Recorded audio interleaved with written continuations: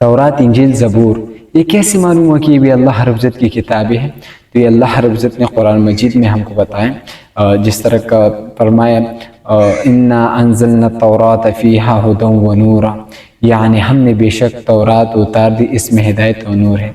इसके बाद जो है ना ज़बूर के बारे में अल्लाह रब्बुल इज़्ज़त ने फरमाया व आतैना दाऊद ज़बूर, और हमने दाऊद को ज़बूर दिया। फिर इस तरह की इंजील के बारे में अल्लाह रब्बुल इज़्ज़त ने फरमाया वक़फ़ैना बिईसा इब्न मरियम व आतैनाहुल इंजील, और हमने ईसा इब्न मरियम को भेज दिया और उसको इंजील दे दी।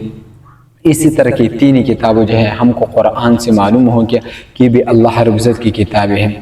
फिर इसके बाद जो है अगर कोई तौरात, इंजील, ज़बूर नहीं मानता है तो ये काफिर है। क्यों? इस वजह से काफिर है कि ये भी अल्लाह रब्बुल इज़्ज़त ने कुरान मजीद में बताया कि ये मेरी किताबें हैं। फिर जो कुरान की बात नहीं मानते तो फिर वो काफिर है, क्योंकि अल्लाह रब्बुल इज़्ज़त का बात नहीं मानते। फिर इस तरह जो आजकल तो ईसाइयों के पास जो तौरात, इंजील, ज़बूर है, तो ये वो असली तौरात है या नहीं? तो ये वो जो तौरात है जो अल्लाह रज़्ज़त ने नाजिल किया, तो वो तौरात, इंजील और ज़बूर नहीं है, क्योंकि इसमें लोगों ने अदल बदल किया।